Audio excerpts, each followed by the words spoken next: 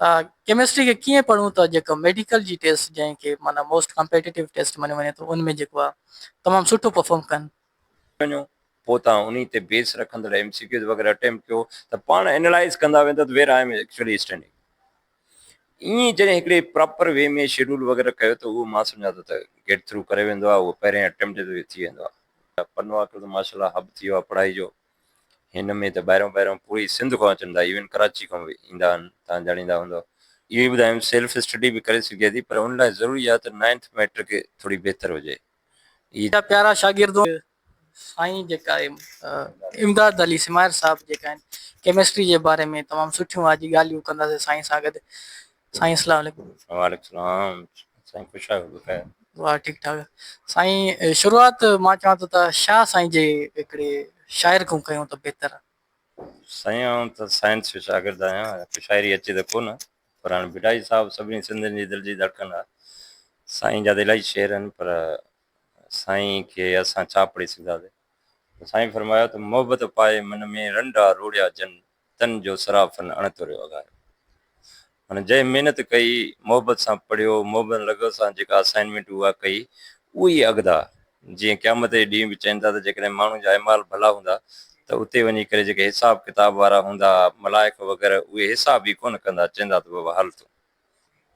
सो ईअं ई आहे शागिर्दनि लाइ बि, जेकॾहिं कंहिं बि असाइनमेंट को खणे थो उनखे डेडिकेशन पहिरीं ॻाल्हि ज़रूरी आहे त भाई हीअ असाइनमेंट खई आहे, मूंखे हिनखे पूरी करणी आहे। जेसिताईं चाव न हूंदो न, छो त जॾहिं टीचर पढ़ाईंदो आहे त उहो माण्हू रिसीव कंदो आहे हिन ज़हन सां, पर उहो सेव कंदो आहे दिलि में।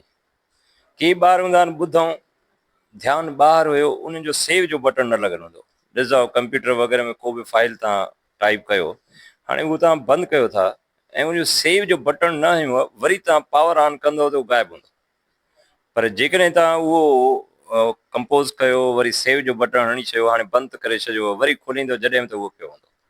हिते बि ईअं आहे तालीम में, त जेकॾहिं ॿारु जेको सिग्नल वठे थो टीचर खां उन में, उहो दिलि में हंडाइण माना त सेव करणु, त उहो ई रहे। उहो शौक़ सां लगन हुजे तव्हांजी पंहिंजे कम सां, तव्हां जेको कमु कयो था उन सां लगन न हूंदी न, केॾो बि नाले वारो उस्तादु पढ़ाए, वॾा वॾा बुक्स पढ़ो, दुनिया जी वॾियुनि लाइब्रेरियुनि में वञो, nothing would be after.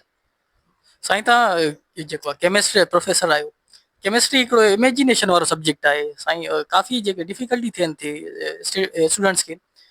Chemistry के कीअं पढ़ूं त जेको मेडिकल जी टेस्ट जंहिंखे माना मोस्ट कॉम्पिटिटिव टेस्ट मञियो वञे थो उनमें जेको आहे तमामु सुठो परफॉर्म कनि।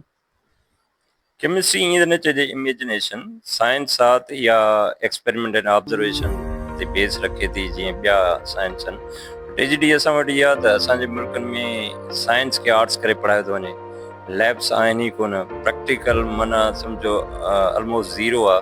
पोइ इन जे करे सिर्फ़ु केमिस्ट्री न, पर फिज़िक्स हुजे, बायोलॉजी हुजे, ॿिया सब्जेक्ट साइंस एक्सपेरिमेंटल बेस आहिनि, उहे सभु मुश्किल ज़रूरु थींदा आहिनि।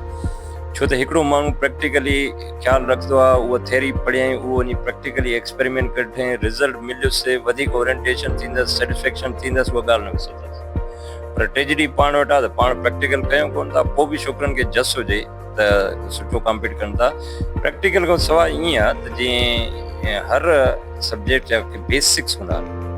मां बि इलाही वक़्तु पढ़ायो आहे, मोर देन 30 years पढ़ायो आहे, त उन में ॾिठो आहे त ॿार जेके असां वटि ॿाहिरों 7-8 ज़िलनि खां तक़रीबन ईंदा आहिनि असां वटि, माशाल्लाह 97 खां वठी असांजी अकेडमी हले थी पई, ऐं 100,000 अब्राड छोकिरा वेठा आहिनि USA में, अरब कंट्रीज़ में, हितां ई इन अकेडमी में निकिरी आहिनि।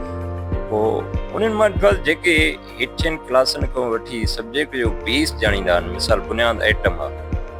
हाणे एटम जो खदो ख़ाली ख़बर न आहे त एटम छा आहे, उन में कहिड़ा पार्टिकल हूंदा आहिनि, उनजी हिस्ट्री छा आहे, ऐं वरी बुनियादी केमिस्ट्री में इहा त रिएक्शन छा थींदो आहे, हिकिड़ी शइ ॿिए में कन्वर्ट थिए त कीअं थींदी, एटम जा शेल, सब शेल वग़ैरह, इहो माना बुनियादु जेसि ताईं न अचे, जीअं मैथमेटिक्स जा बुनियादी फार्मूला न ईंदा त तव्हां को बि टॉपिक न करे सघो। हिन में बि जिन ॿारनि खे हेठां क्लास स्कूलिंग सुठी थींदी आहे, उहे जॾहिं असां वटि 11-12 में ईंदा आहिनि, उहा असांजी उहा ॿोली बि सम्झी सघंदा आहिनि। पोइ असां थोरी हिंट बि ॾींदा आहियूं उन्हनि खे, त उहे सम्झी वेंदा आहिनि उहा बुनियादी आहे। पर जेके बेसिक में लैक कंदा आहिनि त उहे इशू थींदा आहिनि।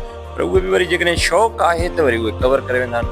त मां सलाह इन त बुनियादी एटम गोॾी शुरू कजे, इलेक्ट्रॉन छा आहे, प्रोटॉन छा आहे, न्यूट्रॉन छा आहे, एटम जो स्ट्रक्चर छा आहे, केमिकल चेंज कीअं थींदी आहे, फिज़िकल चेंज कीअं थींदी आहे, सुञाणिजे कीअं फिज़िकल चेंज, केमिकल चेंज कीअं सुञाणिजे, मिक्सचर कीअं सुञाणिजे, कंपाउंड कीअं सुञाणिजे, एलिमेंट कीअं सुञाणिजे। इहे जॾहिं तव्हां इन में भर थी वेंदव, फार्मूला बुनियादी यादि हुजनि, पोइ तव्हां वरी को बि सब्जेक्ट जो कोर्स फर्स्ट ईयर या इंटर वग़ैरह पढ़ंदव, पर वरी बि बुक ऐं टीचर जी गाइड ज़रूरी आहे। उन करण खां पोइ तव्हां हिकिड़ो शेड्यूल ठाहियो पंहिंजो। अॼुकल्ह MCQ जो दौरु आहे ऐं उन में माण्हू जेसि ताईं हिकु ॿुधायूं त ओरिएंटेड न हूंदो, दिलि सां न पढ़ंदो, त केतिरो बि टाइम ॾे कुझु न थींदो। उन लाइ वरी इहा प्रैक्टिस कराईंदा आहियूं त असां टॉपिक तव्हां चङी तरह पढ़ो। पोइ मिसाल असां केमिकल बॉन्डिंग पढ़ी आहे त उन ते पोइ वेही करे तव्हां पंहिंजो टेक्स्ट बुक पढ़ो, रेफरेंस बुक पढ़ो, MCQ जा बुक पढ़ो, पोइ तव्हांखे उनखे क्लोज़।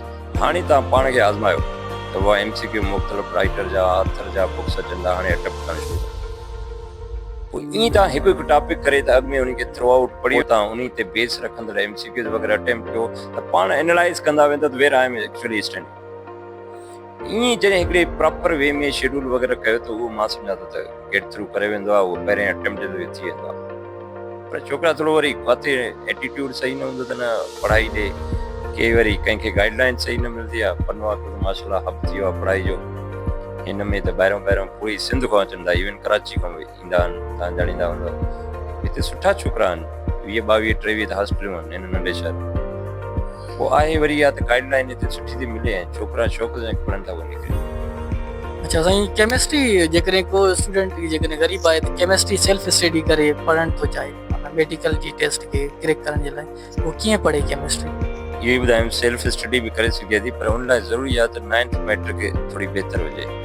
इहे जेकॾहिं बेसिक्स न हूंदसि न, ईअं बुक में मोह हणी वेंदो, करे न सघंदो। कुझु आहे न, हाणे मिसाल सोडियम आहे, हाणे इन जे अंदरि छा आहिनि, घणा इलेक्ट्रॉन इन में, के में घणा, एल में घणा, एम में घणा, केतिरा वैलेंस इलेक्ट्रॉन अंदरि केतिरा। हाणे इहो जॾहिं बुनियादु थोरो गाइडलाइन खां सवाइ न पढ़ंदो आहे। हा जो ॿार स्कूल में सुठी अथसि, ज़रूरु न आहे त को अकेडमी पढ़े, इहो बि ज़रूरु न आहे त अकेडमी, पर सम्झे थो त हाणे मां स्कूल में सुठो कवर कयो आहे, बेस आहे, पोइ वेही करे MCQ पाण अटेम्प्ट करे, दोस्तनि सां कोलिब्रेशन में रहे, बुक्स ॿ टे खे सुठा वठे, प्रैक्टिस करे, टेक्स्ट बुक खे विसारे न, त इनशाला उहो बि कवर करे वेंदो आहे। मेन ॻाल्हि इहा त डेडिकेशन।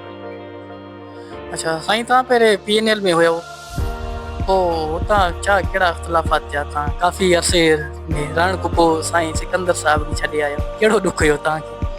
ॾुख न, इहो सियासी सुवालु आहे। इवन थींदा आहिनि, ॿ ॿाहिरि हूंदा आहिनि, गॾु केतिरो पढ़ाइनि, ॿाहिरि तव्हां ॿ ॿाहिरि हूंदो, नेट दर्द। सो को इख़्तिलाफ़ न हो, भाउ आहे असांजो, उहो अॼु बि दोस्त आहे। बसि ईअं आहे त इलाही वक़्तु हलियासीं, बसि वरी हर को पंहिंजे हिसाब सां चए करियो, बाक़ी कोई इख़्तिलाफ़ न आहे। अॼु बि असां तमामु सुठा दोस्त, सुठा ॿाहिरि आहियूं। विश हिम ऑल द बेस्ट हमेशह। वॾी महिरबानी साईं, thank you so much, thank you so much.